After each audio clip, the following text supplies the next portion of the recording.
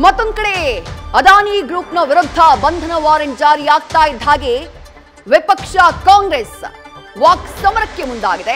ಅದಾನಿ ಕಾನೂನು ಬಾಹಿರ ಕೆಲಸಗಳನ್ನ ಮಾಡ್ತಿದ್ದಾರೆ, ಮೋದಿಯವರು ಅವರನ್ನ ರಕ್ಷಿಸುವಂತಹ ಕೆಲಸ ಮಾಡ್ತಿದ್ದಾರೆ ಅಂತ ಹೇಳಿ ಎಐಸಿಸಿ ಅಧ್ಯಕ್ಷ ಮಲ್ಲಿಕಾರ್ಜುನ ಖರ್ಗೆ ಕಿಡಿಕಾರಿದ್ದಾರೆ.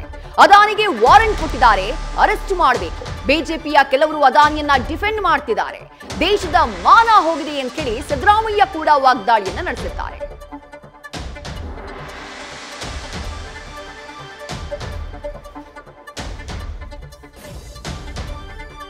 ಕಾನೂನು ಬಾಹಿರವಾದಂತ ಕೆಲಸಗಳನ್ನ ಮಾಡ್ತಾ ಇದ್ದಾರೆ.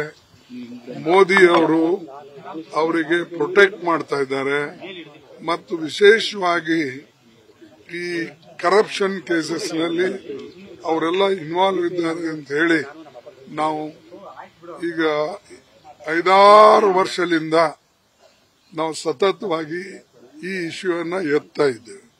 ಆದರೂ ಕೂಡ ಮೋದಿ ಅವರು ಒಂದು ಚಕಾರ ಶಬ್ದನೂ ಕೂಡ ಅವ್ರ ಬಗ್ಗೆ ಹೇಳೋದಿಲ್ಲ.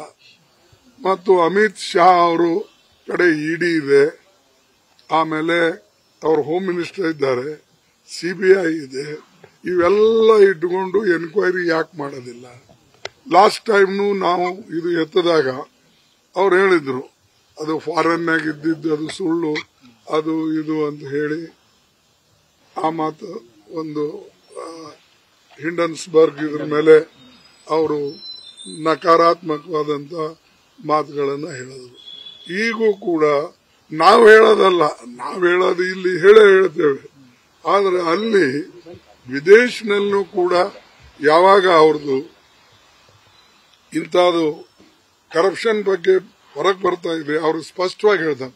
ಇಲ್ಲಾಂದ್ರೆ ನೀವು ಡಿಫೆಮೇಷನ್ ಕೇಸ್ ಹಾಕಿ ಅವರಿಗೆ. ಒಂದು.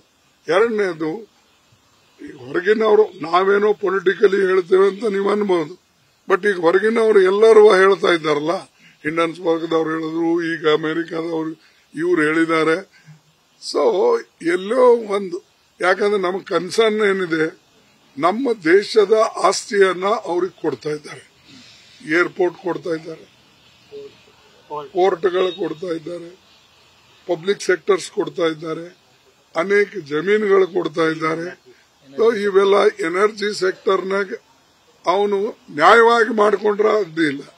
ಸರ್ಕಾರಿ ಜಮೀನು ತಗೊಳ್ಳೋದು, ಅದು ಮಾಡಿಕೊಳ್ಳೋದು, ಆಮೇಲೆ ಅದರದೇ ಆಸ್ತಿ ತೋರಿಸಿ ಸರ್ಕಾರಿ ಬ್ಯಾಂಕ್ನಿಂದ ಲೋನ್ ತಗೊಳ್ಳೋದು, ಸಾವಿರಾರು ಕೋಟಿ, ಲಕ್ಷಾಂತರ, ಇದು ಎಲ್ಲ ಅವರು ಮಾಡೋರ್ಲಿಂದ ನಮಗೆ ಏನನ್ನಿಸ್ತಾ ಇದೆ, ಈ ಗವರ್ಮೆಂಟ್ ಅವ್ರಿಗೆ ಫುಲ್ಲಿ ಪ್ರೊಟೆಕ್ಟ್ ಮಾಡೋದು ಅಲ್ಲದೆ ಅವರ ಮುಖಾಂತರ ಇವರು ಅವನಿಗೆ ಸಹಾಯ ಮಾಡ್ತಾ ಇದ್ದಾರೆ. ಅವನ ಮುಖಾಂತರ ಇವರಿಗೆ ಸಹಾಯ ಪಡ್ಕೊಳ್ತಾ ಇದ್ದಾರೆ, ಇವರು ಅವ್ರ ಪಕ್ಷಕ್ಕೆ ಸಹಾಯ ಪಡ್ಕೊಳ್ತಾ ಇದ್ದಾರೆ.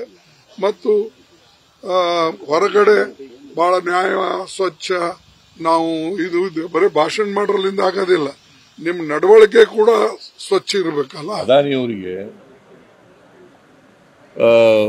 ವಾರಂಟ್ ಇಶ್ಯೂ ಆಗಿದೆ. ನಮ್ಮ ರಾಹುಲ್ ಗಾಂಧಿ ಅವರು ಈಗಾಗಲೇ ಹೇಳಿದ್ದಾರೆ, ವಾರಂಟ್ ಇಶ್ಯೂ ಆದಮೇಲೆ ಈ ಶುಡ್ ಬಿ ಅರೆಸ್ಟೆಡ್ ಅಲ್ವಾ. ವಾರಂಟ್ ಇಶ್ಯೂ ಆಗಿಬಿಟ್ಟಿದೆ. 2100 ಕೋಟಿ ಲಂಚ ಕೊಟ್ಟಿದ್ದಾರೆ ಅಧಿಕಾರಿಗಳಿಗೆ, ಬೇರೆ ಬೇರೆ ರಾಜ್ಯಗಳ ಅಧಿಕಾರಿಗಳಿಗೆಲ್ಲ ಅಂತ ಹೇಳಿ ವಾರಂಟ್ ಇಶ್ಯೂ ಆಗಿದೆ. ವಾರಂಟ್ ಇಶ್ಯೂ ಮಾಡಿದ್ಮೇಲೆ ಈ ಮಸ್ಟ್ ಬಿ ಅರೆಸ್ಟೆಡ್. ಸರ್, ಅದಕ್ಕಿನ್ನೂ ಇಂಪಾರ್ಟೆಂಟ್, ಈ ದೇಶದ ಗೌರವ ಹೋಗಿಲ್ವಾ? ಯಾಕಂದ್ರೆ ಇಂಟರ್ನ್ಯಾಷನಲ್ ಮೀಡಿಯಾದಲ್ಲಿ ಎಲ್ಲಾ ಕಡೆ ಬಂದಿದೆ ಇದು. ದೇಶದ ಗೌರವನೂ ಹೋಗಿದೆ. ಈಗ ಇವರು ಸಪೋರ್ಟ್ ಮಾಡ್ತಾ ಇರೋರು ಯಾರು? ಅಲ್ಲ, ನಾವು ಅರೆಸ್ಟ್ ಮಾಡೋದು ಡಿಮ್ಯಾಂಡ್ ಮಾಡ್ತೀನಿ, ನಂಬರ್ 1. ಇದಕ್ಕೆ ಇವ್ರಿಗೆ ಸಪೋರ್ಟ್ ಮಾಡ್ತಾ ಇರೋರು ಯಾರು?